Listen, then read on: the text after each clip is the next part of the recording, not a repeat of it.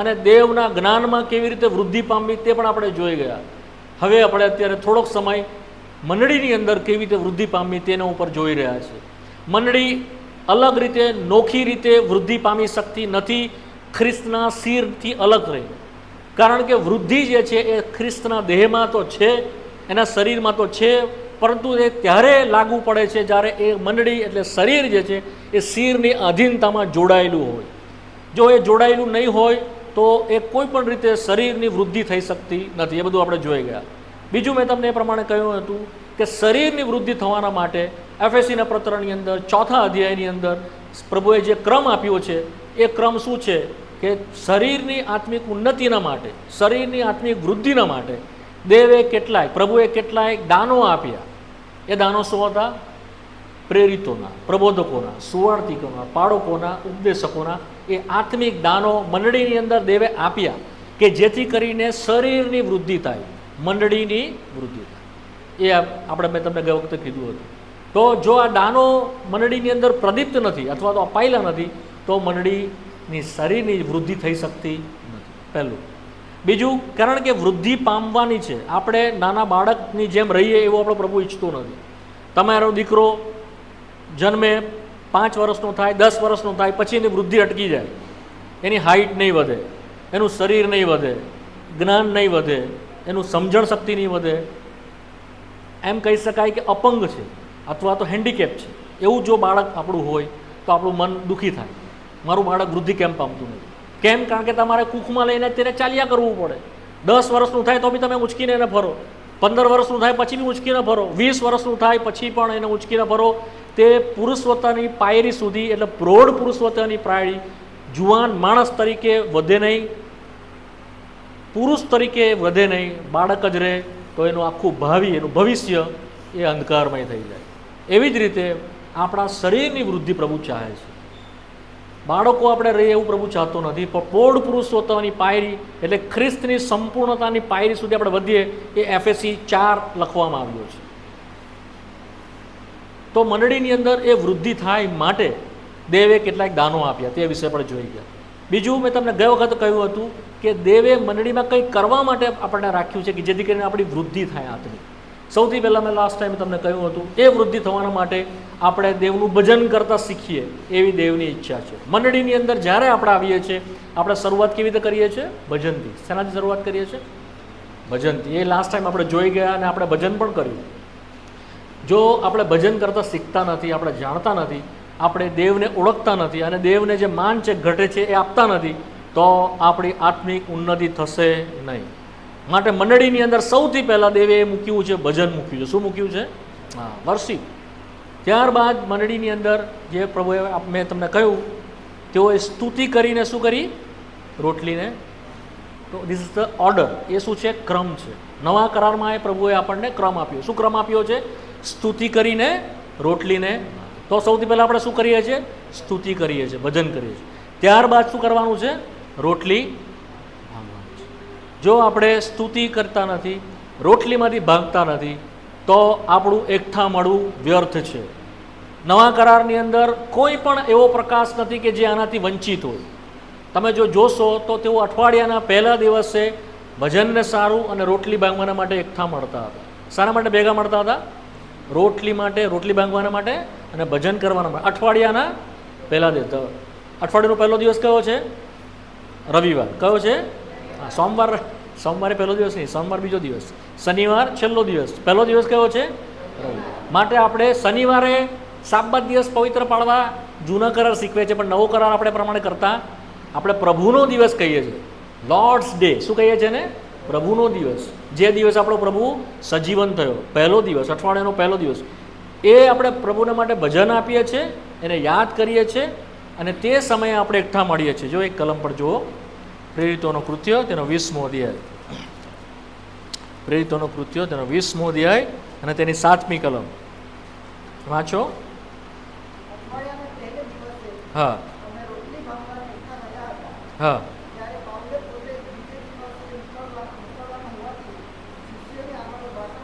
હા હા. અઠવાડિયાને પહેલા દિવસે અમે રોટલી ભાંગવાને એકઠા થયા હતા. અઠવાડિયાને પહેલા દિવસે ત્યારબાદ તેઓએ રોટલી ભાંગી અને તમે વાંચશો એની આગળ 11મી કલમ, પછી તેણે ઉપર આવીને રોટલી ભાંગીને ખાધી. અઠવાડિયાને ફર્સ્ટ ડે, પહેલું કરંતી તેનો 16મો અધ્યાય. ત્યારે તેઓ ભેગા મળતા, ત્યારે તેઓ ઉઘરાણું પણ કરતા. અઠવાડિયાને પહેલા દિવસે પ્રેરિત કરંતી, પહેલું કરંતી 16મો અધ્યાયની 2જી કલમ. હું આવું ત્યારે તમારે ઉઘરાણ કરવા ન પડે, માટે દર અઠવાડિયાને પહેલે દિવસે તમારામાંના દરેક પોતાની કમાણી પ્રમાણે કંઈક રાખી મૂકવું. તો આ ઓર્ડર છે, આ શું છે? ક્રમ આપવામાં આવ્યો છે. આપણે એમને આ બધું કરતા નથી, દેવના વચનમાં આપેલું છે, માટે આપણે કરીએ છીએ. માટે આપણે અઠવાડિયાના પહેલા દિવસે ભજન કરીએ છીએ, રોટલી ભાંગીએ છીએ, રોટલી ભાંગ્યા પછી સંદેશો જે પણ આપણે કરીએ છીએ તે કર્યા પછી આપણે ઉઘરાણું કરીએ છીએ, દાન આપીએ છીએ. હવે દાન કોઈ ફરજથી આપણે લેતા નથી, પરંતુ આપણે એક જગ્યાએ બોક્સને મૂકીએ છીએ, ત્યાં આવીને સ્વેચ્છાએ આપણે અંદર નાખવાનું છે. જે પ્રમાણે લુકની સુવાર્તાના 21મા અધ્યાયમાં આપણે વાંચીએ છીએ, એક દાન ભંડારની પેટી મૂકેલી હતી અને લાસ્ટ ટાઈમ જ મેં તમને કીધું, સ્ત્રી આવી જે ગરીબ હતી, જે 2 દમડી હતી એની પાસે, એણે આવીને નાખ્યું. તો ઉઘરાવવામાં નથી આવતું દાન, નો, એ પ્રભુના વચનમાં નથી. તમારે એને આપવાનું છે રાજી ખુશીથી. આપણી પાસે પ્રભુ કશું પણ બળજબરીથી માંગતો પણ એ ચાહે છે આપણે એને આપીએ. આપણે આપણું હૃદય આપીએ સૌથી પહેલાં, ત્યારબાદ આપણું ભજન આપીએ, ત્યારબાદ આપણા નાણાં આપીએ, ત્યારબાદ આપણો સમય એને આપીએ. આ બધું આપણે આપવાનું છે, પણ બધાનો સિક્વન્સ ક્રમ છે. સૌથી પહેલાં શું આપવાનું છે? આપણો હૃદય આપવાનું. શું આપવાનું છે? હા, ફર્સ્ટ યોર હાર્ટ, નીતિ વચન. સૌથી પહેલાં એ આપણે એમને આપવાનું છે. નીતિ વચન 23મો અધ્યાય 26મી કલમ. નીતિ વચન 23 ને 26 વાંચીએ સાથે, મળી ગયું? મારા દીકરા, તારું અંતઃકરણ મને સોંપી દે, તારી આંખો મારા માર્ગોમાં. ફર્સ્ટ ઓફ ઓલ તારું અંતઃકરણ મને, સૌથી પહેલાં આપણું હૃદય પ્રભુને આપીએ. એના વગર તમારા દાન પ્રભુ લેશે નહીં, તમારી સેવા પણ લેશે નહીં, તમારું ભજન પણ લેશે નહીં, કશું તમારું લેશે. સૌથી પહેલાં શું આપવાનું છે ને? શું આપવાનું છે? હૃદય, આપણું હાર્ટ આપવાનું છે. ઓકે, તો મેં તમને ગઈ વખતે બધી વાત કરી હતી, આજે તમે એ વસ્તુને સમજો. અમે જે પ્રમાણે પ્રભુના વચનમાંથી શીખ્યા, ખાસ કરીને ભાઈ બક્સિંગ, તેઓને પ્રભુએ આ પ્રકાશમાં લાવ્યા કે કેવી રીતે પ્રભુનું ભજન કરવાનું છે અને કેવી રીતે રવિવારે ભેગા થવાનું છે. એ તમને રફતે રફતે અમે તમને યાદ કરાવીશું, શીખવીશું. પરંતુ અમે તે પ્રમાણે શીખ્યા માટે સૌથી પહેલાં અમે સ્તુતિ કરીએ છીએ, ગીતો ગાઈએ છીએ, ત્યાર પછી રવિવારે સૌથી પહેલાં અમે પ્રભુનું ભજન કરીએ છીએ. ભજનના માટે અમે 15 કે 20 મિનિટ કે 25 મિનિટનો એક નાનો મેસેજ હોય છે. એ મેસેજ એટલા માટે આપવામાં આવે છે કે જેથી ભજનને સારું હૃદય તૈયાર થાય. કારણ કે આપણે બધા ચિંતામાં, પ્રશ્નોમાં આવે છે, આપણા હૃદય તૈયાર હોતા નથી. ગીતો પણ એટલા માટે ગાઈએ છીએ કે આપણા હૃદયો તૈયાર થાય. આપણે તૈયાર થયા પછી આપણે પ્રભુનું ભજન કરીએ છીએ. એક ભાઈ, એક બહેન, મેં તમને કહ્યું હતું, ક્રમ એ પ્રમાણે છે. આપણે સાથે મળીને એક સાથે બૂમો પાડતા નથી, પણ વારાફરતી એક ભાઈ બોલે, બીજો ભાઈ સાંભળે, બીજો બાન બોલે, બીજા ભાઈને સાંભળે, અને સાંભળ્યા પછી સાથે મળીને શું કહીએ છીએ આપણે? આમીન. અને આપણને ખબર પડે છે કે દેવે તેના જીવનમાં કેવી રીતે કામ કર્યું, જેથી આપણો આનંદ વધે છે. પેલા ભાઈનો પણ આનંદ વધે છે, પેલી બહેનનો પણ આનંદ વધે છે, આપણો પણ આનંદ વધે છે કે પ્રભુએ કેવું અદ્ભુત કામ તેના જીવનમાં કેવું કર્યું. તે કેટલો બધો ખરાબ વ્યક્તિ હતો, દારૂ પીતો હતો, જુગાર રમતો હતો, વ્યભિચારમાં રહેતો હતો, આખો દિવસ અંધકારમાં પડી રહેતો હતો અને જીવનમાં શાંતિ નહોતી. કેવું અદ્ભુત રીતે દેવે તેનું જીવન બદલી નાખ્યું. હવે તે સુધરેલી વ્યક્તિ છે, હવે તેના મોંમાં ગાળો નથી, હવે તે દારૂમાં અડ્ડા પર જોવા મળતો નથી, તે જુગાર રમતો નથી, તેના મોંમાં સિગારેટ નથી, તેની વાતમાં ઈસુની વાત આવે છે, તે પ્રભુની સેવા કરે છે, એ કેટલું સુંદર ભજન ગાય છે, કેટલું સુંદર રીતે પ્રભુની સેવા સ્તુતિ કરે છે, વગેરે વગેરે. એ આપણને કેવું ખબર પડે છે? જ્યારે આપણે એને સાંભળીએ છીએ ત્યારે આપણને ખબર પડે. જો સાંભળીએ નહીં, પેલો બી બૂમ પાડે, પેલો બી બૂમ પાડે, પેલો બી બધા જ બળબળ બળબળ, કંઈ જ ખબર નહીં પડે, તો તમને કેવી રીતે ખબર પડે? How lords work in his heart. એના જીવનમાં પ્રભુએ કેવું કામ કર્યું છે ખબર કેવી રીતે પડે? કોઈને ખબર જ નહીં પડે. કોઈને ખબર જ એવું ખબર પડી. તારા કામ લોકોની આગળ ખબર પડે. તિમોથીને લગતા પાઉલ કહે છે, શું કહે છે? પાઉલ તિમોથીને યાદ કરાવતા કહે છે, તારો જે વૃદ્ધિ છે તે સર્વ માણસોના જાણવામાં આવે. ફર્સ્ટ તિમોથી પહેલું તિમોથી તેનો 4થો અધ્યાય અને તેની 15મી કલમ વાંચો, કોઈને મળે તો. હા, હા હા, તારી પ્રગતિ, હા, તારી કુશળતા, તારી પ્રોસ્પરિટી, તારી વૃદ્ધિ, કે પ્રભુમાં તું કેટલો વધ્યો છે એ ખબર પડવી જોઈએ. અધરવાઇઝ તમને ને મને ખબર નહીં પડશે જ્યાં સુધી એ બોલશે નહીં ને તમે સાંભળશે નહીં. લિસન બી કેરફુલી. માટે આપણે બીજાઓને જ્યારે સાંભળીએ છીએ તો આપણે પણ શીખીએ છીએ કે કેવી રીતે પ્રાર્થના કરવી. એને સાંભળે ત્યારે આપણને ખબર પડે છે અચ્છા આવી રીતે ભજન કરવાનું. એ આપણે શું કરીએ છીએ? આપણું નાનું બાળક કેવી રીતે શીખે? આ નાનું બચ્ચું છે એને કેવી રીતે ગુજરાતી આવડે? તમે એને સાઉથમાં જઈને મૂકી દો તમિલ ફેમિલીમાં, તમારું ગુજરાતી બાળક છે તો પણ એ તમિલ બોલતું થઈ જશે. તમે એને અમેરિકા મૂકી આવશો તો ઇંગ્લિશ બોલતું થઈ જશે. હા કે ના? કેમ? એ શું કરે છે? શીખે છે કેવી રીતે? સાંભળીને શીખે છે. તો જેવું જેવું આપણે સાંભળીએ છીએ તેવું તેવું આપણે શીખીએ છીએ. જો આપણે ખોટું સાંભળીએ તો ખોટું શીખીશું, પણ જો આપણે પ્રોપર દેવના વચન આધારિત આપણે શીખીએ સાંભળીએ છીએ તો આપણે પ્રમાણે શીખીએ. માટે આપણે જ્યારે ગીત શાસ્ત્રમાં દાઉદને ભજન કરતા, તમે એના ગીતો વાંચો, એનું ભજન તમે જુઓ, how marvellous he worship the lord, કેવી અદ્ભુત રીતે તે દેવનું ભજન કરે છે. તમે જ્યારે એને સાંભળશો, જોશો દાઉદના ગીતો, તો આપણને આજે પણ તે ઉત્તેજન આપે છે. સમજાય છે હું જે તમને કહું છું? તો સમજપૂર્વક આપણે એનું ભજન કરીએ. ત્યારબાદ ભજન કર્યા પછી વૃદ્ધિના માટે પ્રભુએ આપણના માટે શું રાખ્યું છે? મેજ રાખી છે. શું રાખી છે? સ્તુતિ કરીને તેણે રોટલીને ભાંગી. તો આપણે રોટલી ભાંગતા ધીમે ધીમે ધીમે ધીમે આત્મિક રીતે પરિપક્વ થઈએ છીએ. રોટલી ભાંગીએ ત્યારે આપણે શું કરીએ છીએ? એને યાદ કરીએ છીએ. શું કરીએ છીએ? એને યાદ કરીએ. શું યાદ કરીએ છીએ? એના મરણને યાદ કરીએ છીએ. બીજું શું કરીએ છીએ? એના પ્રેમને યાદ કરીએ છીએ. તેણે કેટલો મારા પર પ્રેમ કર્યો, તેણે કેવી રીતે પોતાનો પ્રાણ મારા માટે આપ્યો.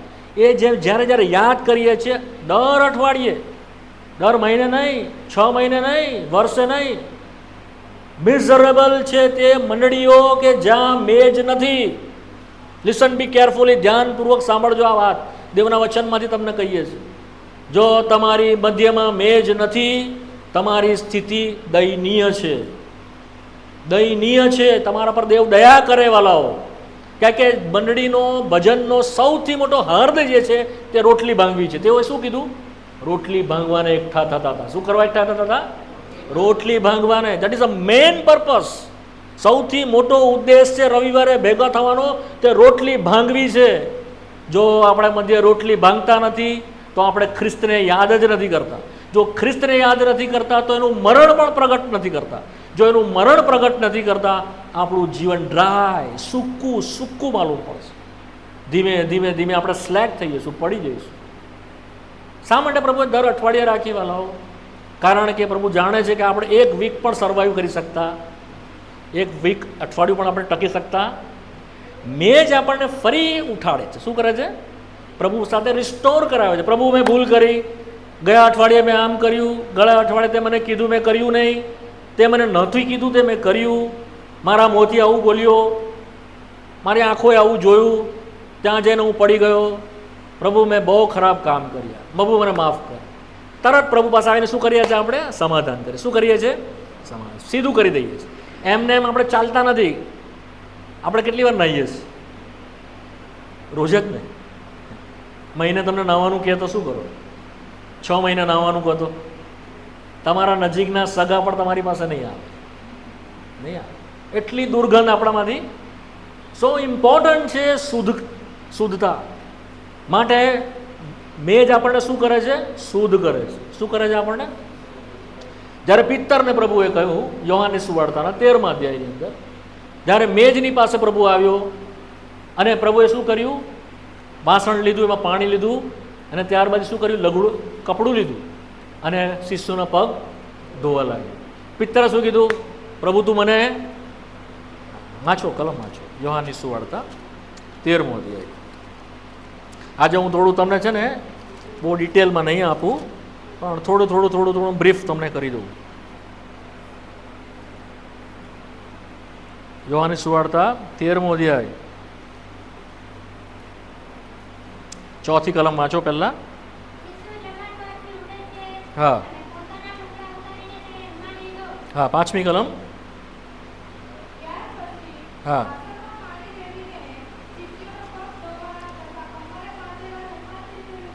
હા, 6ઠ્ઠી કલમ.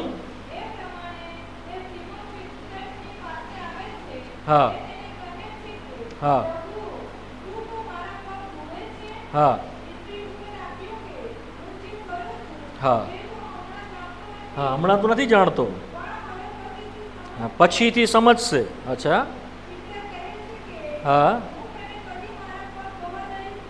હા હા હા હા, જો હું તને ન ધોઉં, મારી સાથે તને મારામાં કઈ ભાગ નથી. આ અર્થ છે મૂળ ઇંગ્લિશ પ્રમાણે, મૂળ ભાષા પ્રમાણે. You do not have any portion in me. મારામાં તને કોઈ ભાગ જ નથી. You are depart from me. તો જ્યારે આપણે અશુદ્ધ હોઈએ છીએ, ખ્રિસ્તથી આપણે શું થઈ ગયા છીએ? અલગ થઈ જઈએ છીએ. પણ ખ્રિસ્ત ફરી આપણને એની પાસે લાવવાના માટે એની મેજનો ઉપયોગ કરે છે. જ્યારે રોટલી ભાંગીએ છીએ ત્યારે આપણને તરત યાદ આવે છે આ કેમ ભાંગવામાં આવી. આપણે યાદ કરીએ છીએ મારા પ્રભુએ મારા પાપના માટે ભંગાયો એનું શરીર. જ્યારે પ્યાલો જઈએ છીએ, પ્યાલાની અંદર શું છે? લોહી છે. એને આપણે યાદ કરીએ છીએ આ લોહી મારા પાપોની માફીના માટે વેવડાવવામાં આવેલું છે. જ્યારે આપણે યાદ કરીએ છીએ આપણે તૂટી જઈએ છીએ. શું કરીએ છીએ? હા, આપણે મનમાં તૂટીએ છીએ, પ્રભુ મને માફ, પ્રભુ મને માફ. તો જ્યારે અઠવાડિયા કરીએ છીએ આપણો એકાઉન્ટ શું રહે છે? શોર્ટ રહે છે. શું કહેવાય છે? Short account. આપણો હિસાબ કેવો છે? ટૂંકો. જ્યારે આપણે કરિયાણાની દુકાને તમે જાઓ અને તમે તમારું ત્યાં આગળ ખાતું ચાલે, ખાતું અમુક લોકો ચલાવતા હોય છે, જૂના લોકો ચલાવતા. કરિયાણાની દુકાનમાં જઈને અનાજ લઈ આવે, ચોખા, પાણી, તેલ લખી લે, ખાતામાં લખી લે, પેલો લખી લે, પેલો બન્યો. તમારે ત્યાં શું હોય છે? બન્યો હોય છે? કોણ છે? જે પેલા કંટ્રોલવાળો હોય ને, ગાંચીની દુકાન, લખી લે જમુનાબેન 40 રૂપિયા, 50 રૂપિયા, 100 રૂપિયા, 200 રૂપિયા થયા. પછી કહે છે ભાઈ ક્યારે ચૂકવશે? અરે હું આવીશ અઠવાડિયા પછી ને બધું ચૂકવી દઈશ. અઠવાડિયું થાય, જાય જ નહીં. બેન તો પાછા આવે, અરે પેલા મારા પતિ ચૂકવી દેશે, હમણાં તમે મને આપો ને, એટલે પાછો આપે. બીજું અઠવાડિયા બાજુ રાશન લઈ આવે, 200 પછી 500 થઈ ગયા. મહિનો થયો 1000 થઈ ગયા. બીજો મહિનો થયો 3000 થઈ ગયા. શું થયું? હિસાબ વધતો ગયો. શું થયું? દેવું. એક દિવસ પેલા ભાઈ બહુ ગુસ્સે થઈ ગયા. એટલે ભલા માણસ, તમને હું આપોઆપ કરું છું, તમારો હિસાબ તો જુઓ કેટલો લાંબો છે. ક્યારે આને પૂરું કરશો? ક્યારે પૂરું કરશો? તમારી પાસે જેટલું છે એટલામાં જ એને પૂરો કરતા રહો તો તમારી પાસે ઢગલો નહીં થઈ જાય. મને સમજ પડી હું જે કહેવા માગું છું? દર રવિવારે આપણે હિસાબ શું કરીએ છીએ? ક્લિયર કરીએ છીએ, ભૂસીએ છીએ પ્રભુની આગળ. જો એ વધ્યા કરશે તમારો હૃદય પર ભારે બોજ થઈ જશે વાલાઓ. એ દેવું એવું ભારે થઈ જશે, તમારી શાંતિ ડિસ્ટર્બ કરી નાખશે, તમને રુચિ લઈ લેશે, પ્રભુના ઘરમાં જવાનું નહીં ગમે, ગીતો ગાવાનું નહીં ગમે. કેમ? વિશ્વાસીઓને મુશ્કેલી શું થાય ખબર છે? શરૂમાં જ્યારે અંદર બહુ ઉત્સાહ, પેલો સોડાની બોટલ ખોલે એટલે ઉભરો થાય ને, કેવું ઉભરાય એવા હોય. પણ જેમ જેમ પેલો પાવર ઘટતો જાય ને એમ ધીમે ધીમે ધીમે શું થાય? ડાઉન થઈ. આપણો એ કન્ટિન્યુ કેમ નથી રહેતું? કેમ આપણે કન્ટિન્યુ કોન્સ્ટન્ટલી પરફોર્મ નથી કરી શકતા? બિકોઝ આ જ છે, આપણે શોર્ટ એકાઉન્ટ રાખતા, મેજ ન હોવાના કારણે સીધું કરતા નથી, ખ્રિસ્તને પોતાને ધોવા દેતા નથી, અને બોજ પર બોજ વધતો જ જાય છે. ધીમે ધીમે ધીમે ધીમે આ ભાઈ બીજી પંગત પરથી ચોથી, ધીમે રહીને છેલ્લી ખુરશી પર, 4-5 સન્ડે પછી ખુરશી પરથી બી ગાયબ, પાછલા બારણેથી. થાય છે ને? હા કે ના? દેમાસને એવું જ થયું. દેમાસ હાલના જગત પર પ્રીતિ રાખીને છોડીને પાઉલને જતો રહ્યો. એણે જગત પર બહુ પ્રેમ આવ્યો. કેમ? પ્રભુથી ધીમે ધીમે ધીમે. આપણે સડનલી ફોલ નથી થતા, તરત નથી પડતા, ધીમે ધીમે પડીએ છીએ અને આપણને ખબર બી પડતી. માટે પ્રભુ જાણે છે, માટે એણે મંડળીમાં પ્રાવધાન કર્યો છે. સૌથી પહેલો પ્રાવધાન શું છે? ભજન. શું છે? હા. બીજું પ્રાવધાન શું છે? મેજ. તો આ ઇમ્પોર્ટન્ટ છે, તમે સમજો વાલાઓ. મેં મેજની ઉપર લગભગ 10 સંદેશા આપ્યા છે. 11મો સંદેશો રહી ગયો, નહીં અપાયો. મને ખબર નથી કેમ, પણ પ્રભુની ઈચ્છા છે તો હું આપીશ.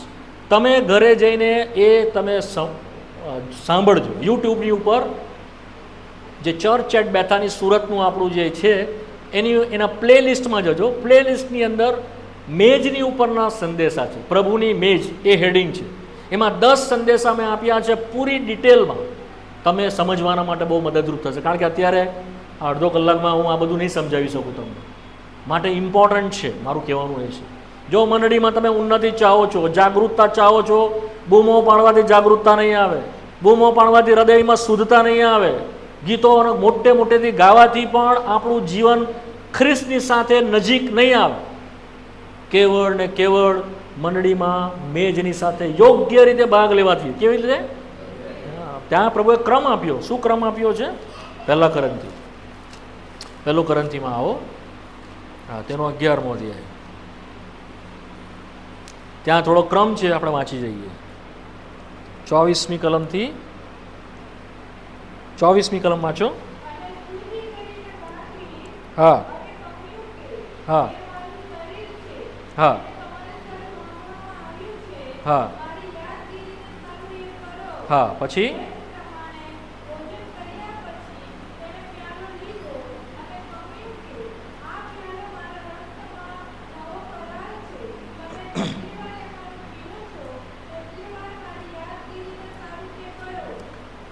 કેમ કે જેટલી વાર, સાથે મળીને વાંચીએ, કેમ કે જેટલી વાર તમે આ રોટલી ખાઓ છો અને આ પ્યાલો પીવો છો, તેટલી વાર તમે પ્રભુના આવતા સુધી તેનું મરણ પ્રગટ.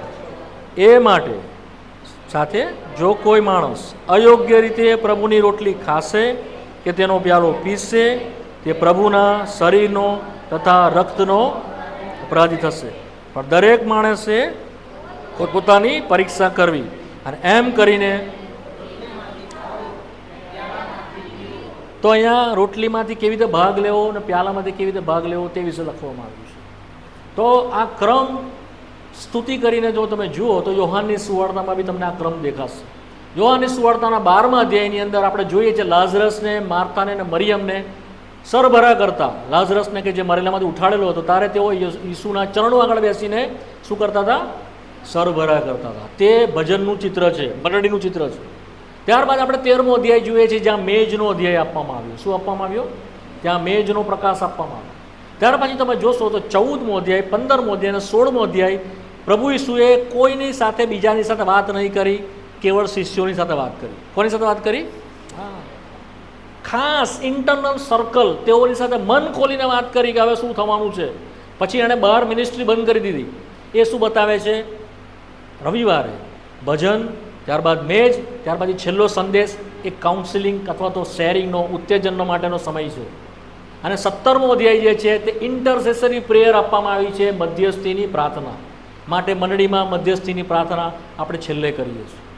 ત્યારબાદ ઉઘરાણું કરીને આપણે છૂટા પડીએ છીએ. આ ઓર્ડર મેં તમને કીધા. જૂના કરારમાં બી આ ઓર્ડર છે, હું તમને લેટર ઓન બતાવીશ. તો અહીંયા આગળ આપણે જોઈએ છે પ્રભુએ કહ્યું કે કેવી રીતે ભાગ લેવાનો છે? યોગ્ય રીતે ભાગ લેવાનો છે. યોગ્ય લોકોએ ભાગ લેવાનો છે એવું નથી લખ્યું. શું નથી લખ્યું? હા, વર્ધી પીપલ એમ નથી લખ્યું, વર્ધી મેનર એમ લખેલું છે. યોગ્ય કોઈ નથી, માટે કોઈ પણ પોતાને યોગ્ય હું છું માટે મને તારી મેજમાંથી ભાગ લેવા દે એવું કોઈ કહી શકતું નથી. આપણને યોગ્ય રીતે ભાગ લેવા માટે કહેવામાં આવ્યું છે. યોગ્ય રીત શું છે? પહેલાં આપણે એને યાદ કરીએ છીએ. શું કરીએ છીએ? હા, યાદ કરીએ. આ યોગ્ય રીત છે. બીજું શું છે? આપણે તેનું મરણ પ્રગટ કરીએ છીએ. આ યોગ્ય રીત છે. ત્રીજું શું છે? આપણે પોતાની પરીક્ષા કરીએ છીએ. આ યોગ્ય રીત છે. તમે સમજાઈ મારી વાત? પૂછું તમને, શું છે યોગ્ય રીત? તેને યાદ કરીએ છીએ. Very good. પછી તેનું મરણને પ્રગટ કરીએ છીએ, આપણા દ્વારા જીવનમાંથી પ્રગટ કરીએ છીએ મરણને. ઓકે. પછી પરીક્ષા કરી. આ ત્રણના બહુ ગાઢ અર્થ છે વાલાઓ. તમે એ બધા મેસેજમાં મેં આપેલા છે, તમે જોજો, સાંભળજો. અત્યારે હું નથી કહેવાનો. તો આ કર્યા પછી જો આપણે મેજમાંથી ભાગ લઈએ છીએ તો આપણ પર શિક્ષા આવતી નથી. પણ જો આનામાંથી ભાગ નહીં લેતા અને દૂર રહીએ છીએ તો વૃદ્ધિ પણ આવતી નથી. એટલે આપણી સ્થિતિ છે ને બહુ ખરાબ છે વાલાઓ. વિશ્વાસી માણસ એ સૌથી દુર્ભાગ્યપૂર્ણ માણસ છે ત્યારે કે જ્યારે જગતમાં રહે છે. કારણ કે જગતમાં તમને મજા આવશે નહીં, કારણ કે પ્રભુનો આત્મા તમને જગતમાં મજા જ નહીં કરવા દે. પ્રભુનો આત્મા તમને જગતમાં મજા નહીં કરવા દે, અને તમે પ્રભુમાં પણ મજા નહીં કરી શકો. એટલે જ્યારે જગતમાં પડી ગયેલા હોઈએ છીએ ને ત્યારે આપણી સ્થિતિ બહુ ખરાબ છે. સમજ પડે છે હું જે તમને કહું છું? માટે તમે દૂર નહીં રહો, પાસે આવો. પાસે આવીને મેજમાંથી ને ભજનમાંથી યોગ્ય રીતે ભાગ લેતા લેતા પ્રભુમાં વૃદ્ધિ પામો. બરાબર? તો આ ક્રમ પ્રભુએ આપ્યો છે. તો આજે વધારે મેજ પર મારે આપવાની ઈચ્છા હતી પણ સમય નથી. થોડુંક હું તમને એના લોહી વિશે આજે કહેવા માગું છું કે જેથી કરીને તમે ભજનને માટે તમારા હૃદયો બરાબર તૈયાર બી થાય અને તમે સમજો એની કિંમત, એનું મૂલ્ય શું છે લોહીનું. માટે હું એના પર થોડીક તમને કહીશ, પછી મેજની ઉપર હું આવતી વખતે તમને થોડો વધારે પ્રકાશ આપીશ. એનું લોહી જે છે વાલાઓ, મેં તમને કહ્યું આપણો અનંત છુટકારો એના લોહીમાં આપવામાં આવ્યો છે. બીજું એનું લોહી જે છે ને એ શું કરે છે ખબર છે? સાક્ષી પૂરે. શું પૂરે છે? It is a witness. ઈસુનું લોહી શું પૂરે છે? સાક્ષી. આજે તમે શીખો, આ બહુ ઇમ્પોર્ટન્ટ છે, તમે લખી લેજો. એનું લોહી શું કરે છે? બોલે છે. શું બોલે છે? શું કરે છે એનું લોહી? The blood સ્પીકેથ. હિબ્રુઓનો પત્ર 12મો અધ્યાય 24મી કલમ. હિબ્રુ 12:24. ઝડપથી જોઈશું કારણ કે મારી પાસે ખાલી 15 મિનિટ છે. હિબ્રુ 12 અને 24.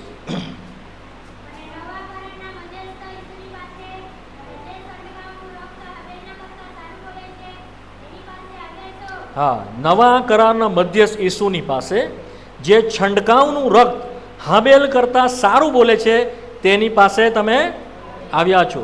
જે બોલે છે તેનો તમે અનાદર ન કરો, માટે સાવધ રહો. આ 2 કલમમાં જો તમે ધ્યાનથી સાંભળશો તો બંને વિચાર અંદર આપેલા છે. પહેલું કે છે એ લોહીની પાસે તમે આવ્યા છે કે જે શું કરે છે?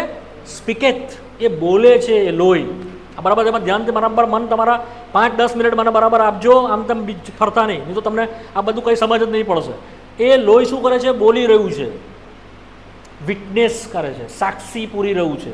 અને જ્યારે એ બોલે છે તો તમે શું નહીં કરો? એનો અનાદર નહીં કરો, માટે સાવધ રહો. 2 વાત છે. પહેલાં તો શું બોલે છે સમજો, અને જ્યારે તમે સમજી ગયા તો તમે એને અનાદર નહીં કરો. Respect that blood and worship that blood, honour that blood. It is a very very precious, બહુ મૂલ્યવાન, બહુ કિંમતી એના દીકરાનું એ લોહી છે. થોડીક વાત એના પર તમને કહું. એ સ્પીકેટ, એ બોલે છે. શું બોલે છે? યોહાનનું પત્ર 5મો અધ્યાય, 1 John chapter 5. પહેલું યોહાન તેનો 5મો અધ્યાય અને તેની 6ઠ્ઠી કલમ અને 8મી કલમ સાથે મળીને વાંચીએ. પાણીથી તથા રક્તથી જે આવ્યો તે એ છે, એટલે ઈસુ ખ્રિસ્ત. અને તે કેવળ પાણીથી નહીં પણ પાણી તથા રક્તથી આવ્યો. અચ્છા, હવે 8મી કલમ બરાબર ધ્યાનથી સાંભળજો, સાથે મળીને વાંચીએ. કેમ કે સાક્ષી પૂર્ણ 3 છે, એટલે આત્મા, પાણી તથા રક્ત, એ ત્રણેયની સાક્ષી એક સરખી છે. 3 જણા સાક્ષી આપે છે, વિટનેસ આપે છે, ટેસ્ટિફાઈ કરે છે. શું કરે છે? એક કોણ છે?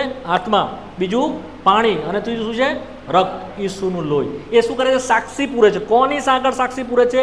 દેવની આગળ સાક્ષી પૂરે છે. કોની આગળ? દેવને બોલે છે. કોના કરતાં સારું બોલે છે? હા, વેરી ગુડ. હાબેલના કરતાં સારું બોલે છે. કેમ હાબેલના કરતાં સારું બોલે છે? કેમ એ સાક્ષી આપે છે? કારણ કે હાબેલનું લોહી શું બોલતું હતું? કોઈને ખબર છે? શું બોલતું હતું હાબેલનું લોહી? ઉત્પત્તિનું પુસ્તક 4થો અધ્યાય 10મી કલમ. હા હા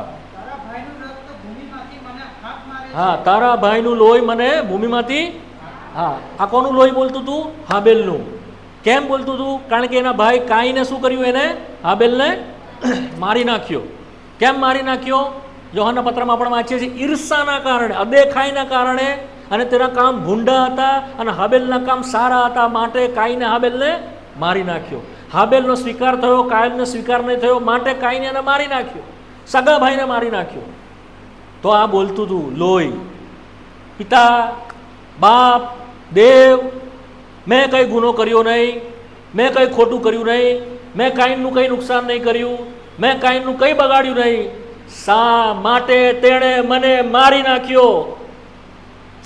એ બોલતું હતું, બૂમ પાડતું હતું ન્યાયના માટે. શાના માટે? હાબેલનું લોહી શું બોલે છે? મને ન્યાય જોઈએ, મને ન્યાય. બીજું શું બોલતું હતું? મને બદલો જોઈએ. શું બોલતું હતું? રિવેન્જ.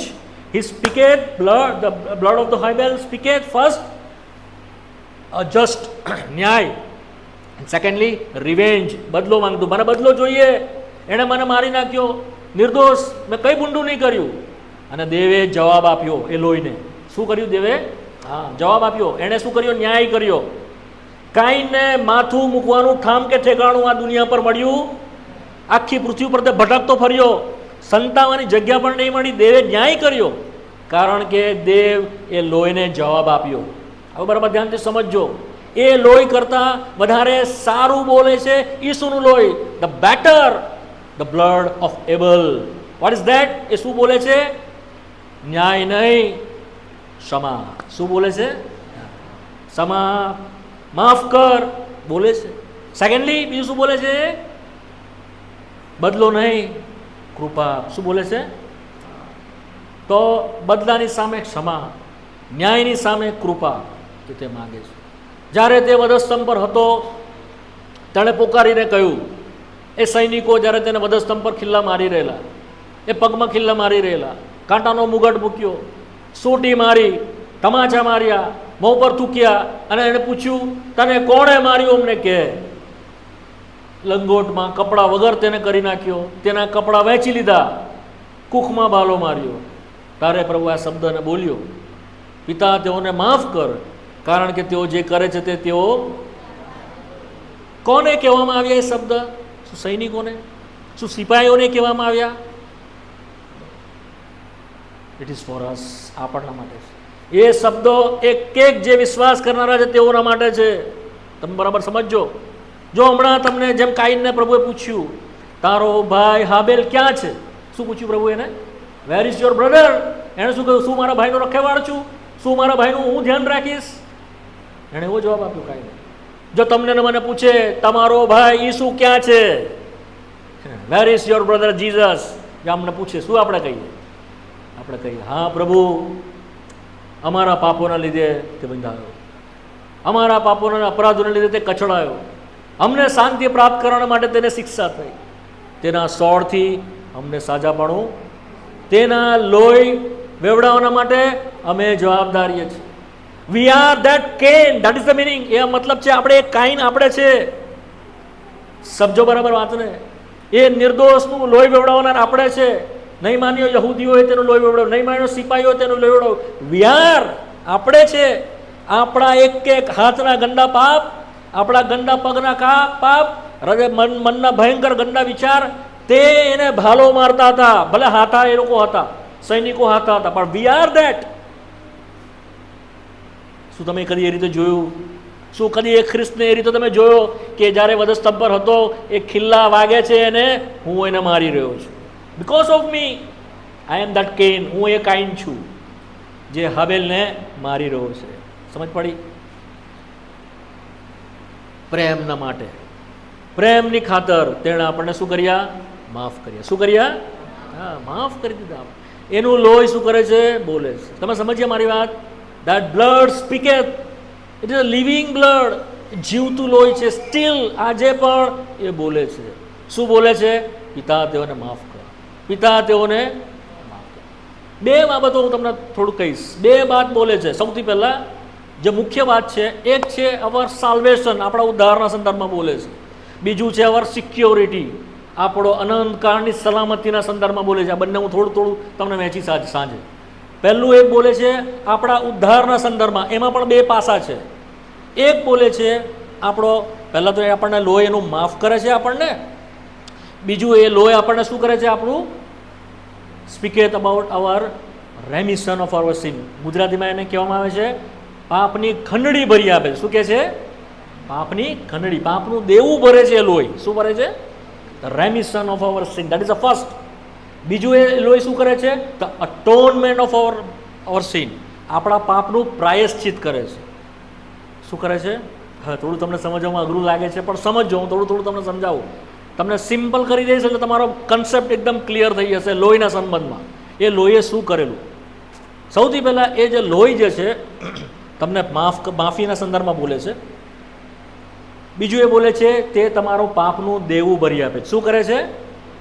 જે પ્રમાણે મેં કીધું ને, બન્યો એટલું બધું દેવું થઈ ગયું, આપણી પાસે ચૂકવવા માટે હતા નહીં. ખંડણી ભરી આવવાની પાસે આપણી પાસે કશું હતું નહીં. ગીત શાસ્ત્રમાં કહે છે કે માણસનો જીવની ખંડણી એટલી ભારે છે કે કોઈ તેને ચૂકવી શકતું નથી. કોઈ તેનું આપણે દેવું ચૂકવી શકતું નથી. વાલાઓ, કોઈ એને છોડાવી પણ શકતું નથી. ગીત શાસ્ત્ર 40.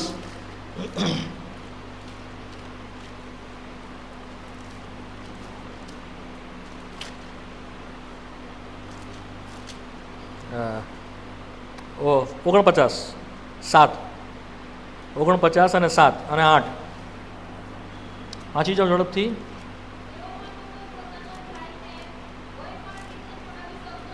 હા, કોઈ પોતાના ભાઈને છોડાવી શકતો નથી અને એના બદલામાં ખંડણી, ખંડણી એટલે મૂલ્ય, કિંમત ચૂકવી શકતું નથી. પછી વાંચો ને ઓમી કલમ. અમૂલ્ય છે એના પ્રાણની ખંડણી, સકંજામાં છે, છોડાવી શકતું નથી કોઈ પણ એને. પછી ના ના ના, અને તેના પ્રાણની ખંડણી અમૂલ્ય છે. બસ એટલું. માથીની સુવાર્તા 26મો અધ્યાય 28મી કલમ. હા, નવા કરારનું એ મારું લોહી છે.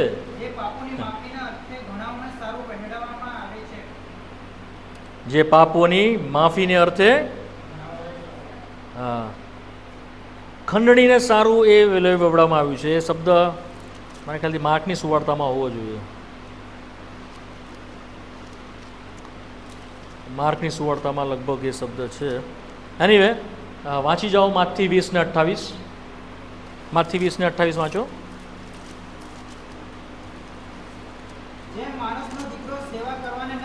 હા,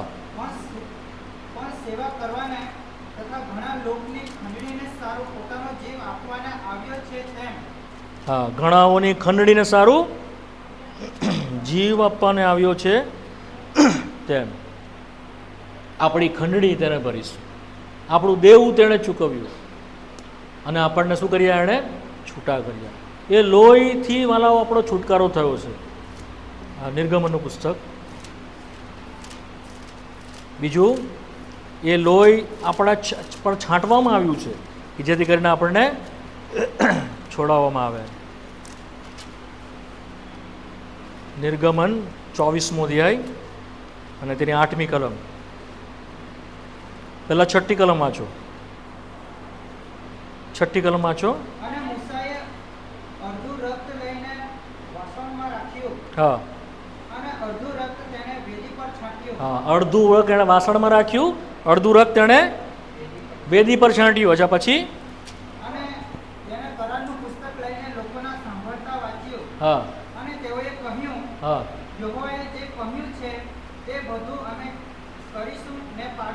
હા, હા, રક્ત લીધું ને લોકો પર છાંટીને કહ્યું, હા, જુઓ તમારી સાથે યહોવાએ આ સર્વ વચનો સંબંધી જે કરાર કર્યો છે, હા, તેનું રક્ત આ છે. એ લોહીમાં શું કર્યું? એણે કરાર કર્યો છે. જૂના કરારથી અંદરથી આ છાયા આપવામાં આવેલી હતી. એ લોહી સૌથી પહેલાં જ્યારે વધ કરવામાં આવતું, જો લેવીઓના પુસ્તકમાં તમે 5 અર્પણો જોશો, પાપડ થાપણ, દણિયા અર્પણ, સંત્યા અર્પણ અને જે બધા અર્પણો છે 5, એ 5 અર્પણોમાં આપણે જોઈશું કે પાછળના જે 2 અર્પણો છે તે પાપના સંદર્ભે, એક પાપરથાર્પણ અને એક છે દૈન્ય અર્પણ. હા, પાપરથાર્પણ અને એક દોષાર્થાર્પણ. તેમાં ખાસ કરીને જે લોહી હતું તે વેદી પર, જે બહાર જેની વેદી હતી, પિત્તળની વેદી, એની ઉપર એનું દહન કરવામાં આવતું લોહી. તો એ જે લોહી વેદી પરથી ટપકતું ટપકતું ટપકતું ભૂમિ સુધી જતું. કાં જતું? હા, પૃથ્વીની ભૂમિ પર લાગતું. અને બીજું જે લોહી જે છે તે વાસણમાં ભરીને પ્રમુખ યાજક અંદર લઈ જતો. કાં લઈ જતો? માહેના સ્થાનમાં. અને માહે લઈ જઈને શું કરતો? છાંટતો. જે આપણે કલમ વાંચી ગયા ને, સગડું લોહીથી શુદ્ધ કરવામાં આવતું. તો એ લોહી અંદર લઈ જવામાં આવતું અને પરમ પવિત્ર સ્થાનમાં યોમ કિપુરનો દિવસ, ધ ડે ઓફ અટોનમેન્ટ કહેવામાં આવે છે, માહેના સ્થાનની અંદર એક જ વખત પ્રમુખ યાજક જતો અને તે પણ લોહી વગર, વિધાઉટ લોહી નહીં, લોહી વગર જો જતો તો મરી જ જતો. લોહી લીધા વગર જતો. હિબ્રુઓનો પત્ર તેનો 9મો અધ્યાય, હિબ્રુ 9, 7મી કલમ.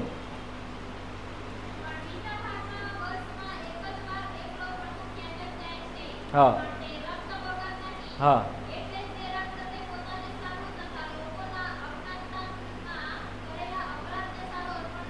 અપરાધના માટે તે અર્પણ કરવાના માટે અંદર લઈને જતો. હવે 11મી કલમ વાંચો. હા, ના ના, 12મી કલમ, 12મી કલમ. હા, હા હા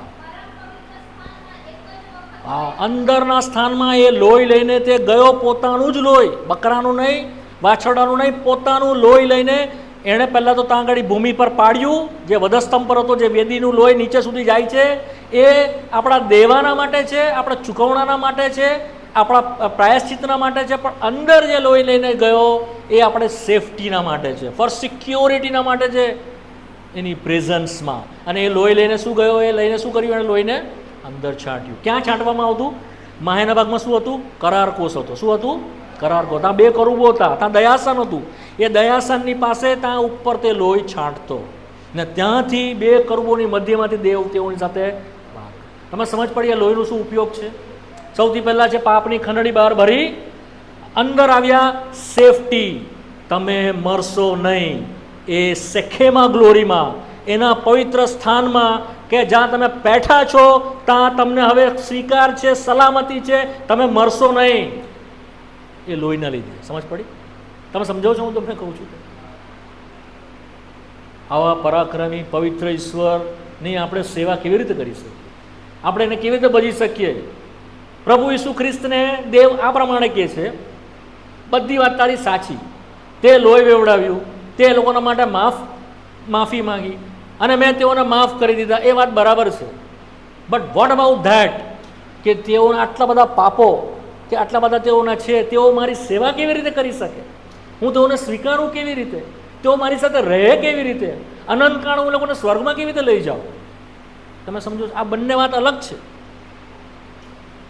પાપોની માફી તમને મળી જાય, તમને સ્વીકારે ત્યારે, જ્યારે તમે ન્યાયી ઠરો ત્યારે, જ્યારે તમે યોગ્ય થાવ ત્યારે, જ્યારે આપણે તેના માટે એના જેવા બનીએ તો આપણે તેની સેવા કરી શકીએ, તેનું ભજન કરી શકીએ, અનંતકાળ રહી શકીએ. માટે એ લોહી લઈને ક્યાં ગયો?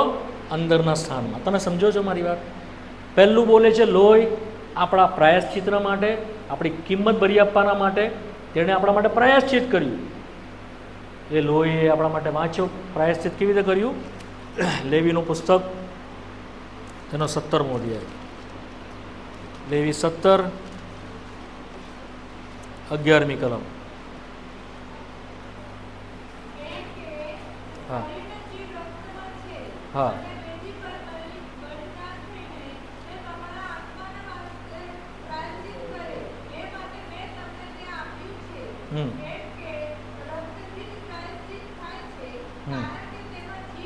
હા, રક્તથી પ્રાયશ્ચિત થાય છે, તેમાં જીવન છે. તો એ જે લોહી જે છે ન કેવળ આપણી ખંડણીના માટે વેવડાવ્યું, પણ આપણે સારું શું કર્યું? પ્રાયશ્ચિત કર્યું. પ્રાયશ્ચિત એટલે શું બોલાવો ખબર છે તમને? તમે કોઈ ગુનો કરો ભયંકર અને તમે માફીના માટે પ્રાયશ્ચિત તમારે કરવું હોય તો તમારે શું કરવું પડે? કષ્ટ ઉઠાવવું પડે, દુઃખ ઉઠાવવું પડે. પ્રાયશ્ચિત છે ને, એણે આપણા માટે દુઃખ ઉઠાવ્યું, એણે આપણા માટે નિંદા સહન કરી.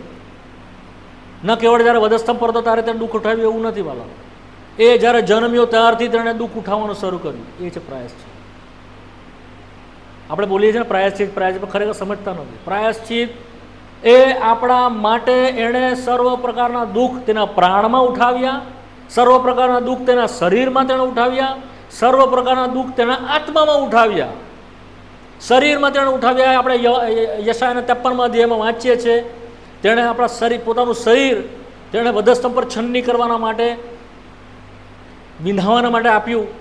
ત્યાં એટલું પૂરતું નથી, પણ એક જ્યારે જન્મ્યો ગભાણની અંદર, ત્યાંથી તેણે દુઃખ સહન કરતો તેણે પોતાના પ્રાણમાં એ દુઃખ સહન કર્યું. તેનો પોતાનો પ્રાણ મરતા સુધી રેડી દીધો. એ પ્રમાણે આપણે યશાયાના પુસ્તકમાં વાંચીએ છીએ, યશાયાના 53માં. સમય નથી નહીં તો તમને આખું વંચાવું તે, પણ તમે ઘરે જઈને વાંચજો, તમારી આંખો ખુલી જશે કે કેવી રીતે તેણે પ્રાયશ્ચિત કર્યું છે. તેણે પોતાના દેહમાં દુઃખ ઉઠાવ્યો. માટે આપણે વાંચીએ છીએ હિબ્રુના પત્રના 9મા અધ્યાયની 14મી કલમમાં, તેણે પોતાના પંડનું દોષ વગરનું બલિદાન દેવને આપ્યું. એનું પંડ, એનું જે શરીર, એનું છે, એણે નિર્દોષ રાખ્યું, એણે નિષ્કલંક રાખ્યું. આ જગતમાં મલિન થવા દીધું નહીં. શુદ્ધ રહ્યો બોલવામાં, ચાલવામાં, ઉઠવા બેસવામાં. એના વિશે સાક્ષી પૂરવામાં આવી. તેણે કદી પાપ જાણ્યું નહીં, તેણે કદી પાપ કર્યું નહીં, તેનામાં પાપ નહોતું. યોહાનની સુવાર્તાના 8મા અધ્યાયની 46મી કલમમાં તેણે પોતે કહ્યું, તમારામાંથી કોણ મારામાં પાપ સાબિત કરે છે? એનામાં પાપ હતું નહીં, નિર્દોષ રહ્યો. પોતાના પડનું દોષ વગરનું બલિદાન દેવને આપવાના માટે, જેથી એ સ્વીકાર્ય થાય એ બલિદાન. એ લોહી, નિર્દોષ લોહી પ્રાયશ્ચિત કરે છે. કેવું પ્રાયશ્ચિત કરે છે? એણે સહન કર્યું, તુષ્કાર સહન કર્યો. એના ભાઈઓએ તેનો નકાર્યો, એના પોતાના ગામના લોકોએ તેનો નકાર કર્યો, એના શિષ્યો તેને મૂકીને ભાગી ગયા, એના વાલામાં વાલા શિષ્યો પણ તેને પકડ્યા, એની સાથે રહ્યા નહીં. પિત્તર કે જેને કહેતો તો હું તારા સામે મરવાને પણ તૈયાર છું, તેણે પણ તેનો નકાર કર્યો. છેવટે પિતાએ પણ પોતાનું મોં તેનાથી ફેરવી દીધું. એલી એલી સબાકથની એણે બૂમ પાડી, મારા દેવ તે મને કેમ મૂકી દીધો છે? વી નેવર અન્ડરસ્ટેન્ડ. વાલાઓ, વધસ્સમ પર આ જેની બૂમ છે, આપણે કદી સમજી શકીશું નહીં. Never. It is a mystery. કારણ કે દેવથી અલગ થઈ શકતો નથી. It is a mystery.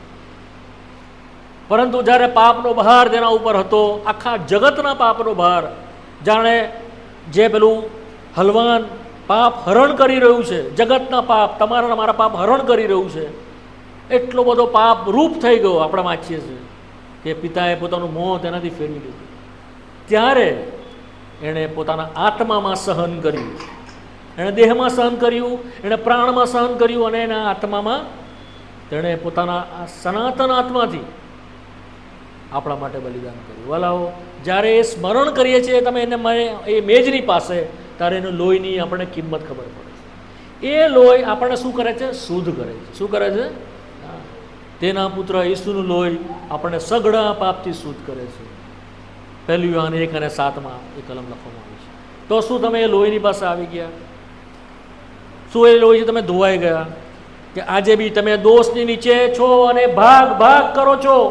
પૃથ્વી પર તમને કોઈ ઠેકાણું નહીં મળે. વાલાઓ, મને ખબર નથી તમારામાંથી કેટલાય લોહીની પાસે આવીને બચ્યા છો, પણ જો નથી બચ્યા, હું વારંવાર તમને સુવાર્તાના શબ્દ સંભળાવું છું સમજાવવા માટે. જો એ લોહીથી તમારા પાપ ધોવાયા નથી, આ પૃથ્વી પર તમે ભાગતા ફરશો કાયમની માફક, તમે છૂટી શકશો નહીં, બચી શકશો નહીં. કેવળ ઈસુનું લોહી કે જે હાબેલના કરતાં સારું બોલે છે, તે તમને છોડાવશે, તે તમને ક્ષમા આપશે, તે તમને ન્યાયી ઠરાવશે. રોમિયોનો પત્ર 3 અધ્યાય 25મી કલમ. રોમી 3:25, 2-3 કલમ વાંચીને બંધ કરીએ. રોમી 3 અને 25.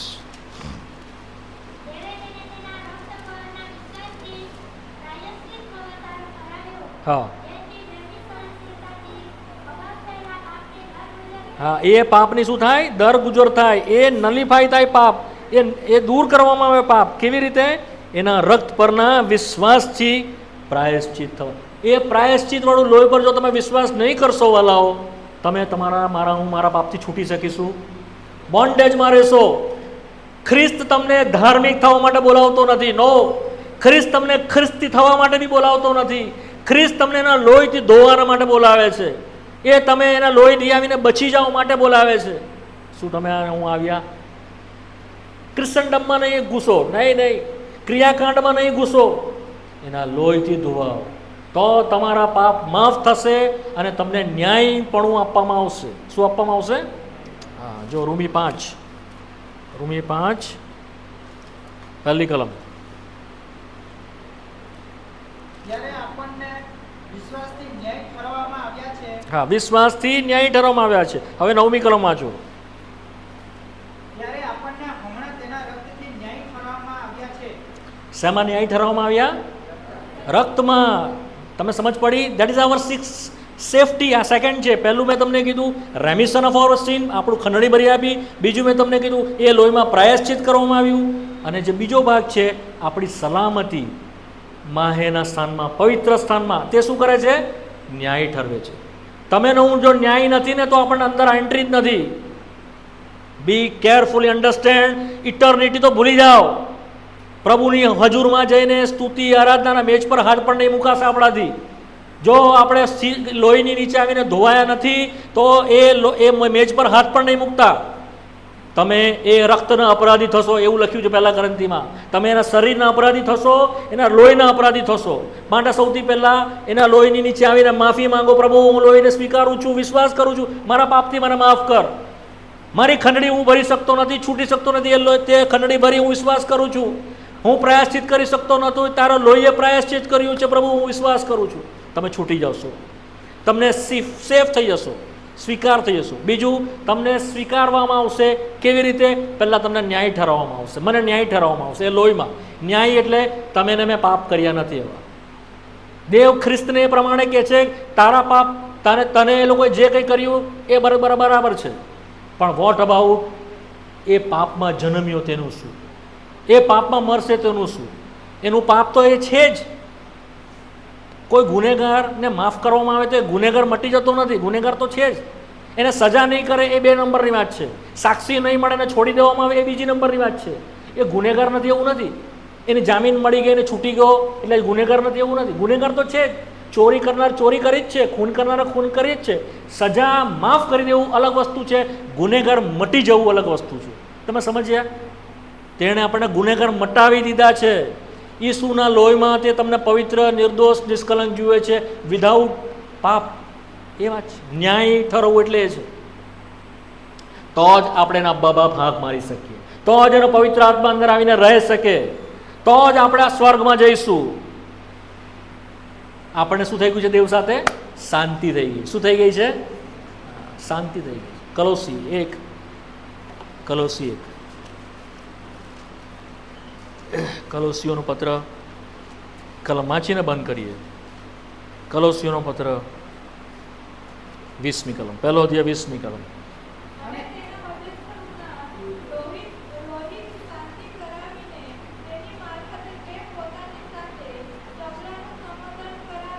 હા, લોહીથી.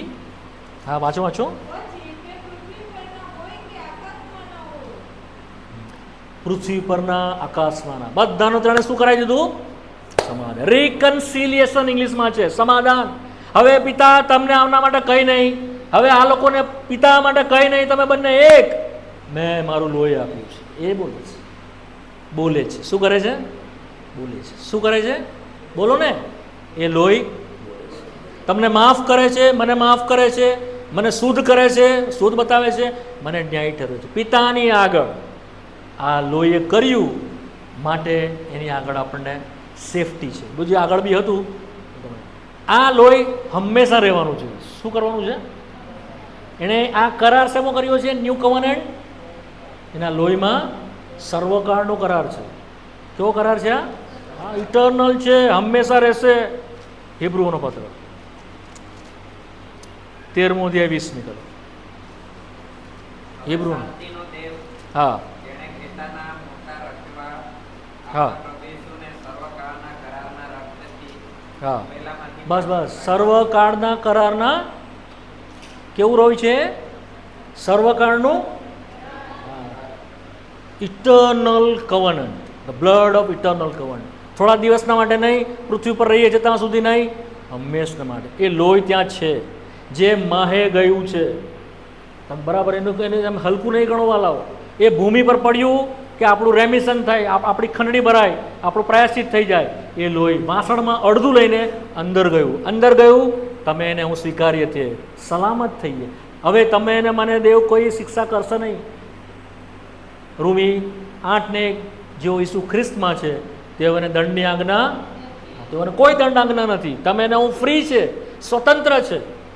જ્યારે મેજ પર આવીએ છીએ ત્યારે આપણે એને ધનભાગી થઈએ છીએ. પ્રભુ આભાર, આ લોહી તે મારા માટે વેવડાવ્યું, આ રોટલી તે મારા માટે ભાંગી, જેથી કરીને મને જીવન મળે, જેથી કરીને મારા પાપોને દેવું ભરાય.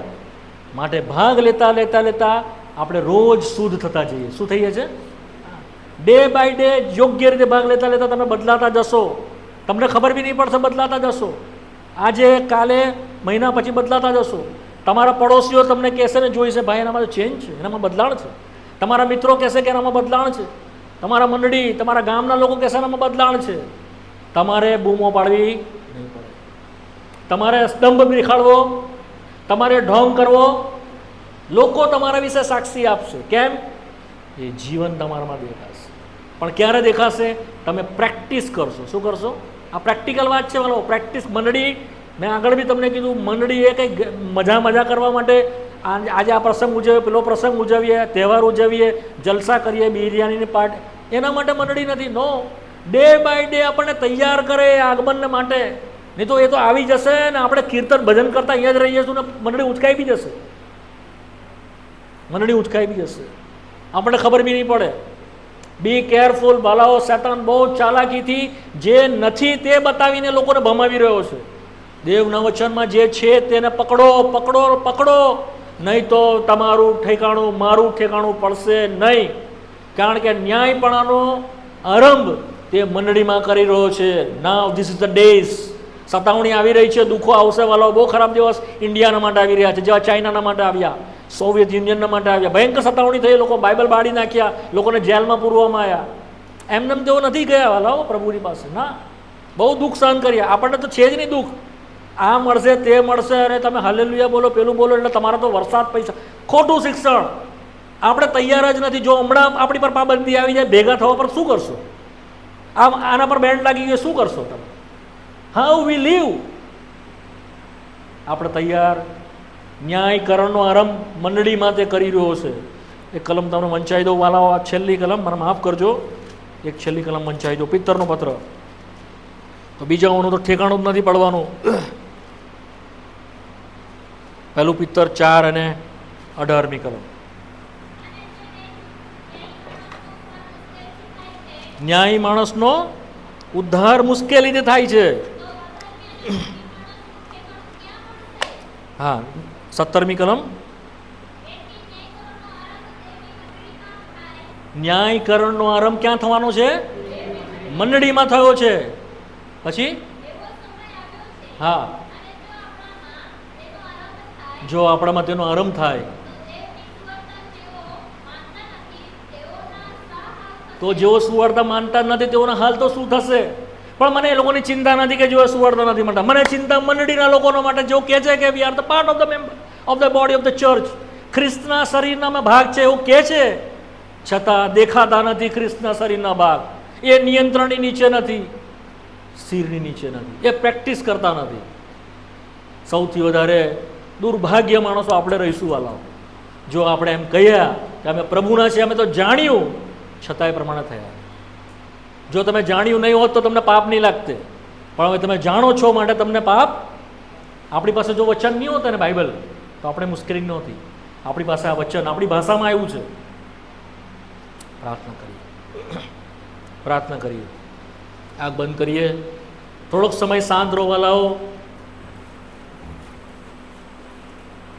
હું જાણું છું તમારી પોતાની વ્યક્તિગત બહુ બધી મુશ્કેલીઓ છે, પરંતુ મારી તમને નમ્ર અરજ છે વાલાઓ, ઈસુના લોહી વિશે કે જે તમને હાબેલના કરતાં સારું બોલે છે, જે દોષિત ઠરવતું નથી પણ તમને માફી આપે છે, જે તમારી પર ન્યાય શાસન લાવતું નથી, જે તમને કંડમ કરતું નથી પણ તમારા માટે ક્ષમા માંગે છે. એ લોહીને શું તમે તુચ્છ જાણ્યું? એ લોહીનો શું તમે અનાદર કર્યો? શું એ લોહીની નીચે તમે આવ્યા કે નહીં? તમારા હૃદય પર એ લોહી લાગ્યું કે નહીં? આજ સાંજે એ લોહીને તમારા હૃદયમાં લગાવો વાલાઓ. વિશ્વાસથી એ લોહીને તમારામાં લો. ઈસુ તારા લોહીથી મને શુદ્ધ કર. હું એ લોહીની નીચે આવવા માંગુ છું. મારી ઘણી બધી મુશ્કેલી છે. આત્મિક રીતે હું બંધનમાં છું. મારી આંખ બંધ છે, મારા કાન બંધ છે, મારું મોં બંધ છે. શત્રુના સકંજાની અંદર છું. તારા લોહીથી આજે મને છોડાવ. તમે છૂટી જશો વાલાઓ. એના લોહીમાં એ સામર્થ્ય છે. એનું લોહી તમને સ્વતંત્ર કરશે. એ નિર્દોષ લોહી છે, નિષ્કલંક લોહી છે. તમારા પાપોની માફી આપશે. જો તમે પાપોની માફીનો અનુભવ નથી વાલાઓ, આજે આ જગ્યા છોડીને જાઓ, આ દરવાજાની બહાર જાઓ, ખાતરી સાથે જાઓ કે તમે લોહીથી ધોવાયેલા છો. પછી ભલે તમે જો મરી પણ જાઓ, તમે પ્રભુની પાસે જશો. એના લોહીને વિશ્વાસથી લો, તમારા હૃદય પર લો. પ્રભુ, મારા હૃદય પર એ વિશ્વાસથી લોહીને લગાવું છું. જેમ મિસ્રીઓ અને ઇસરાયેલીઓએ લગાવ્યું લોહીને અને દૂધ ફર્યો અને તેઓ બચી ગયા, તમે પણ બચી જશો. એ લોહીની પાસે. બીજું, શું મારામાં એ ઈચ્છા થાય છે કે હું પ્રભુનું ભજન કરું એ કિંમતી લોહીના માટે? શું મારામાં એવી ઈચ્છા થાય છે કે એ મેજ મારી પાસે હોવી જોઈએ અને એ મેજમાંથી પ્રતિ રવિવારે હું ભાગ લેતો હોવો જોઈએ, કે જે લોહીને હું યાદ કરું, હર હંમેશ યાદ કરું, મારે આંખની સામે રહે લોહી, હું કદી નહીં ભૂલું કે મારા માટે આ મૂલ્યવાન લોહી વેવડાવવામાં આવ્યું છે. શું હું મેજમાંથી ભાગ લઉં છું? પ્રભુને કહો, પ્રભુ મને એ મેજ જોઈએ જેથી હું તને રોજ યાદ કરું, તારું મરણને પ્રગટ કરું અને તારા આગમનને સારું તૈયાર થાઉં. ભાઈ ઈસાક આગળ આવીને પ્રાર્થના કરાવો.